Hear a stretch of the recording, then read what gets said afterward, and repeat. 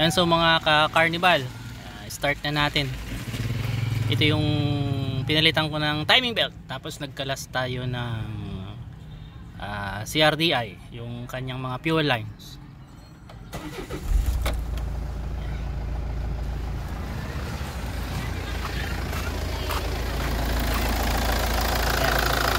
So naikabitan natin ang pahirapang alternator belt.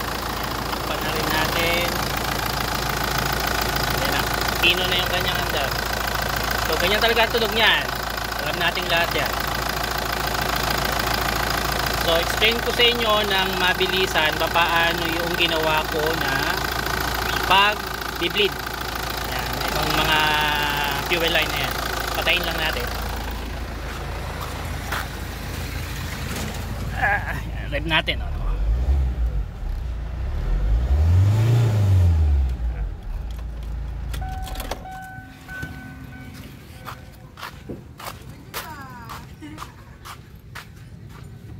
Ay, kung magulot, magbablog tayo. Ayan, so medyo mahirap kasing maghanap ng eksaktong paano i-bleed itong J3 na CRDI ng Kia Carnival. So applicable to 2006 to 2014 pag CRDI. Okay, so ito yung ginawa ko. So hindi ko sinasabi na ito ay applicable sa lahat ng may ganitong problema na mahirap paandarin kapag kinalas ang mga fuel line or nagpalit ng mga injector. Okay? So may nakita kasi ako sa kaya lang bongo sa YouTube. Hindi naman in-explain doon paano yung procedure. Sabi nung nag-upload, medyo mahirap daw pero kayo nang bahala, something ganun. So naghanap na lang ako ng procedure ng ibang CRDI pang Hyundai at saka pang Kia, kahit hindi parehong J3, paano yung ginagawa nila. So nakita ko iisa lang kung paano yung procedure.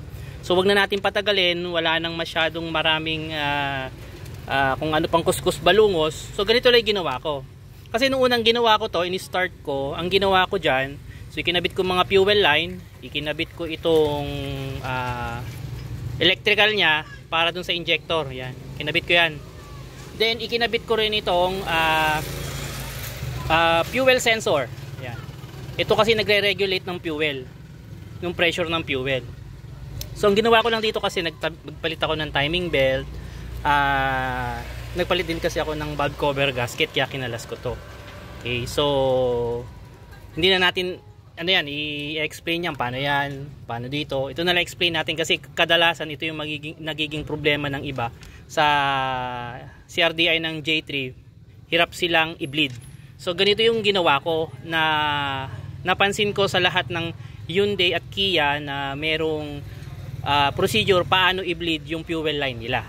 So yun lang sinubukan ko. Okay? So iulitin ko, hindi ko sinasabing ito yung talagang procedure para sa lahat. Okay? Ito yung gumana kasi sa akin. So kung yung ibang procedure na gawa nyo na at hindi gumana, pwede nyong subukan itong procedure na sinabi ko. Okay? So ganun nga yung ginawa ko. Kinabit ko yan, mga connector na yan nung una at saka ito. And then binuksan at niluwagan ko dito. Yan, niluwagan ko yan. Rekta sa injector. Saka ko in-start. So nung may lumalabas na dito sa mga yan, makikita nyo yan, mababasa dyan, mapupuno ng krudo dyan. Ibig sabihin, meron na. Tinakpan ko kasi yan ng basahan dito para hindi tumilamsik. Mag-isa lang kasi akong gumawa. Yan. And then isinara ko isa-isa. Pag sara ko dito, i-start uli. Sara, start, cranking yon. Start, cranking uli yon. Hindi siya dumediretso syempre. Hanggang sa maisara ko silang lahat. So nung na-bleed ko na silang lahat ng nakakabit ang electrical dito, saka dyan, ini-start ko palyado. Okay, magaspang. Plak plak plak plak plak plak plak ganun. Tapos yung accelerator pedal pag tinapakan mo walang response. Okay, so ang ginawa ko, ibinlead ko uli dito. Isa-isa. Namamatay. I-start ko uli, hard starting na siya. So hindi siya umubra. Okay? Maghapon kung ginagawa yung same procedure na yon, bleed nang nakakabit ito. So ang tama pala ganito.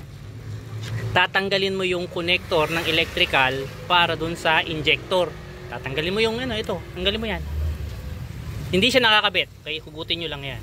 Then, hindi rin dapat nakakabit itong pressure sensor regulator. Yan. Hugutin nyo yan.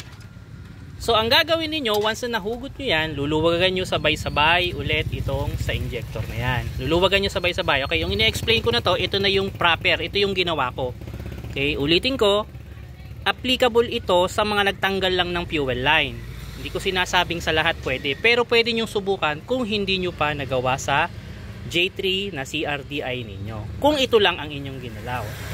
Okay? So, nung niluwagan ko na lahat yan, ini-start ko ulit. Provided dapat pala yung battery nyo malakas. Kailangan malakas yan. Hanggat maaari, naka-charge habang kayo ay nag-i-start. Kasi malolobat yan. Kaya yan, katulad yan, naka-charge. Okay? So, ini-start ko. More or less, nagbibilang lang ko mga 10 seconds na nagre-redondo siya. Start lang. Okay? Start. Hanggang sa may lumabas na fuel dito.